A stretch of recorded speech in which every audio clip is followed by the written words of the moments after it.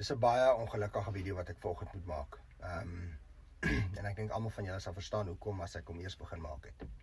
So as julle almal kan of gesien het, die laaste paar dae, daar was 'n slegte voorval daar tussen Senekal en Steynsrus gewees, waar Kobus van der Westhuizen, 'n boer van Bethlehem, net op oom Jaco de Villiers se plaas opgedaag het, wild en wakker begin skiet het. Oom Jaco sê hy kon sy kleinkinders doodgeskiet het want hulle was reg in die 4-lyn gewees. Hulle het agter die trekker gespeel of voor die trekker dan nou seker, toe hy na die trekker se wiele geskiet het. Oom Jaco sê hy het baie seer gekry. Oom Jaco sê hy weet nie hoekom Kobus hom aangeval het nie. Hy en Kobus is nie sakevennote nie, hulle doen nie besigheid saam nie. En dis waar die ongelukkige saak vir my inkom. Die waarheid kan nie verander word om jou te pas om 'n saak erger of beter te maak nie. En dis die hartseer dat ons mense dit kan doen. So hier is die storie. So ek het oom Jaco gebel net na die voorval en ek het vir hom gesê, oom Jaco, hoe gaan dit met oom? Is oom alright? En hy sê toe vir my, ja, hy het hom glad nie seer gekry nie. Nou lees ek gisterand op Marula Media, hy het seer gekry en hy het 'n JIT uit gaan file en dis nou baie ernstig. Hy het vir my direk na die voorval gesê hy het nie seer gekry nie. Hy het vir my gesê, Tewie, gelukkig het my kleinkinders nie agter daai trekker gespeel of voor die trekker gespeel nie, want gewoonlik speel hulle daar en hulle kon baie ernstig seer gekry. Hy is so dankbaar daarvoor. En ek nog sê, ja oom Jessie, dis 'n wonderwerk. Ek so bly. Nou lees ek op Marula Media, die kleinkinders het agter die trekker gespeel. En dis nog steeds genade dat hulle nie geskiet is nie, maar hulle het wel daar gespeel. Hy het vir my na die voorval gesê hulle het nie daar gespeel nie.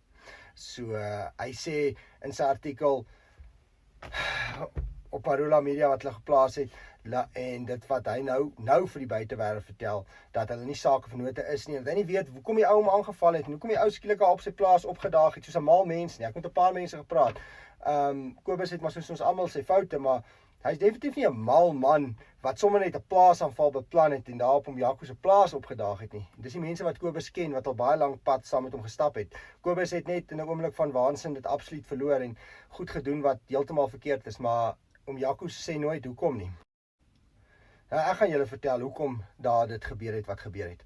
Kobus en oom Jaco is sakevennote. Daar loop 400 skape van Kobus op oom Jaco se plaas.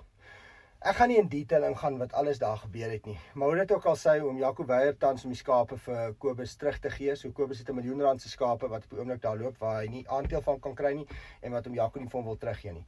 Want Kobus het so ruk terug moeilikheid opgetel met een of ander rekening by een of ander maatskappy, en hulle het 'n dagvaardiging uitgereik, en daar's 'n balie op sy spoor, en op een of ander manier is daar nou heel die mekaar spil met die skape, en oom Jaco hou die skape in veilige bewaring, wat nou Kobus se skape was, en hy en Kobus het 'n ooreenkoms gesluit aan die begin, dat die skape om die helfte gaan wees. So dit is 'n besigheidstransaksie wat skeef geloop het. Die hartseer van die hele saak is nie die eerste besigheidstransaksie van oom Jaco de Villiers wat skeef geloop het nie. Ek het so baie respek vir hom altyd gehad, en jy sê, die man het, ek is ook al betrokke by RAG gewees, Rooi Vleis Aksiegroep. En dit was my so hartseer en moeilik maak, want hy staan op teen ouens soos die RPO, wat besig is om ons blaatant te belieg, en ek wil sê blaatant te bedrieg, en al ons heffings en gelde te gebruik vir goed wat glad nie tot ons voordeel is nie. En die probleem is, jy het mense nodig wat opstaan vir ons, maar die mense wat vir ons opstaan, sy geraamtes in die kas, is, ja, dit is om van naar te raak en hartseer te raak. Ek het met so baie mense gepraat die laaste paar dae wat beweer dat hulle ingeloop is deur oom Jaco de Villiers. Wat vir my sê, ja TV, ek het ook met op besigheid doen. Hy het vir my, op die ou net ek my hele besigheid verloor en hy het net uitgestap. Of hy het beloftes gemaak wat hy nooit nagekom het nie. So was hierdie geval in 2020, waarom Jaco en sy seun Johannes betrokke was. Ek wys hier 'n artikel hier vir julle. So, toe hierdie oom baie sleg aangerand is, na bewering deur Jaco, want Jaco het, deur Johannes, oom Jaco se seun.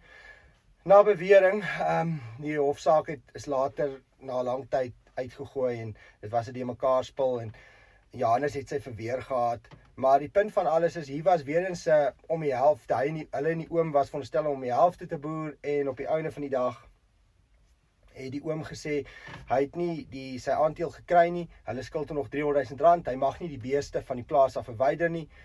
Johannes het gegaan, hy het die oom na bewering, soos die oom sê, hy het hom sleg aangerand, dis hoe die oom gelyk het, julle kan maar self van die foto sê. En hy het vir Johannes laat aankla van aanranding om Jaco se seun. Nou Jaco was ook daar iewers, ek weet nie waar was hy nie. Hy was daar bewering nie self by die aanranding betrokke nie, maar hy was by die hele besigheidstransaksie betrokke. En daar's 'n paar ander ouens wat ook bietjie ongelukkig was met dieselfde vee deals en sê dat hy hulle ingeloop het en dat hulle verneek het. So die probleem is as daar so baie mense is wat kla en sleg van jou praat, weet ek nie wat om te sê nie. Ek my hart voel eintlik gebreek, want die oues veronderstel om vir ons te wees en ons byt mekaar die hele tyd in die gat en in vir besigheid, vir geld. Kom. Ek weet nie wat om te sê nie. Dit is sulke goed wat my maar net daar terug staan en ek kyk. Ek was lank betrokke by alles. Ek het al hard probeer.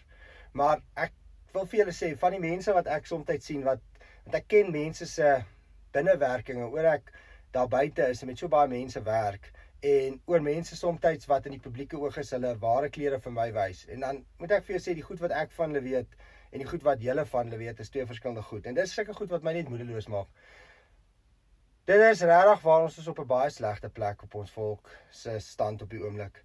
Ons vyand is veronderstel om al buite te wees, maar die grootste vyand is binne. Ek weet nie meer wat om te sê nie, wat ek kan doen nie, maar dis ongelukkig so. En die storie met Jaco, die tyd sal vertel wat nou gebeur en ons sal leer daaruit. Maar ek sê nou vir julle, dit is nie so maklik nie. Dis nie 'n plaasaanval van 'n mal ou wat opgedaag het en net begin wild en wakker skiet het nie. Daar was nou die dag weer 'n geval waar ouens mekaar ook geskiet het omrede die een verneek het in besigheid of omrede die een voel die ander het mekaar verneek.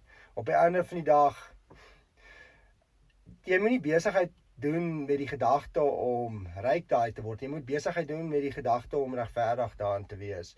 En jy kan maar self oordeel wat reg en verkeerd is, maar een keer kan miskien wees 2 of 3, 4, 5 keer. Dit lyk vir my al te veel na 'n gewoonte probleem met Jaco de Villiers. Oral waar hy kom het mense 'n probleem met hoe hy besigheid doen. En dit stem my reg hartseer, veral oor hy so 'n goeie boodskap die laaste tyd daar buite gesit het en so baie gedoen het en ek self daarbey betrokke is. So ek voel ek slaat nie meer betrokke by direksie van RAK of RAG nie. Ek gaan afstaan want oor 'n eenvoudige rede, dis net nie reg nie. Dit as seker goed wat ek nie meer sal saamgaan nie en een van hulle is om nie in besigheid met my medemens regverdig op te tree nie. As jy moet as jy woord gegee het, gee woord tot nadeel van jouself as dinge skeefloop en jy moet dit hou. Maar ja, dis maar 'n baie hartseer ding.